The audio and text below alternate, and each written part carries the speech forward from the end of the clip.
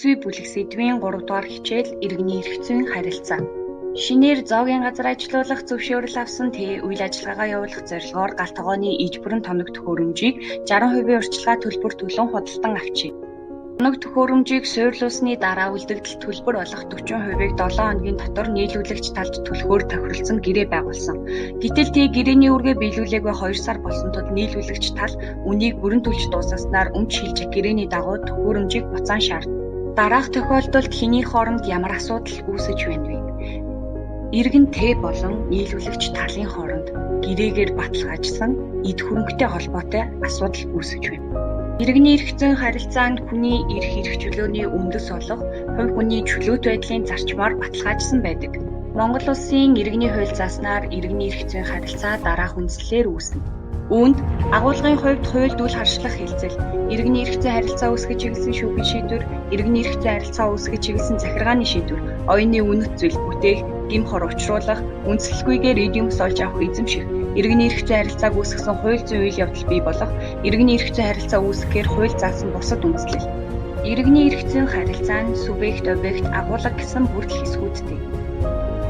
Иргэний эрх зүйн харилцааны субъект нь иргэд хоорондын эд хөрөнгийн ба эд хөрөнгийн бус амны харилцаанд оролцож, хуулиар олгогдсон эрх эдэлж үүрэг хүлээж буй этгээд юм. Иргэний эрх зүйн харилцааны субъект нь эрх зүйн чадвар чадамжтай байна. Чадвар нь эрх эдэлж үүрэг хүлээх ерөнхий ойлголт юм. Эрх зүйн чадамж нь үйлдэлээр эрх олж авах үүрэг бий болгох, үүнээс үүсэх эрх зүйн үр дагаврыг бичлэн хариуцах онцгой чадвар.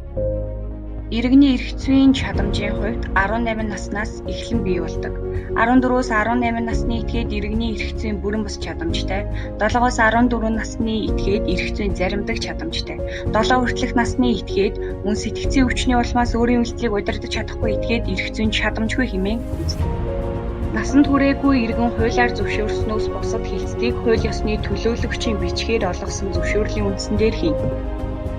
Иргэний эрх зүйн харилцааны объектод эдийн баялаг болох эд юмс, эдийн бус баялаг болох оюуны үнэт зүйлс, мөн эрх буюу эзэмших, ашиглах, захиран зарцуулах багтана. Иргэний эрх зүйн харилцааны агуулга нь талуудын тэгшэрхийн үндсэндээр тэдний эрх үүргээр тодорхойлогддог. 2 ба түүнээс дээш тооны этгээдүүд үр дагаврыг бий болгох байдлаар харилцан тохиролцож хийсэн бичвэрийг гэрээ гэнэ. Нэг этгээд өөрийн хүсэл зоригийг хүлээн зөвшөөрсөн этгээдтэй эрх үүргийн хувьд холбогдохоор нэг буюу хэд хэдэн тодорхой этгээдэд хандан хүсэл зоригоо бодтойгоор хангалттай тодорхой илэрхийлсэн илэрхийллийг гэрээ байгуулах санал гэнэ.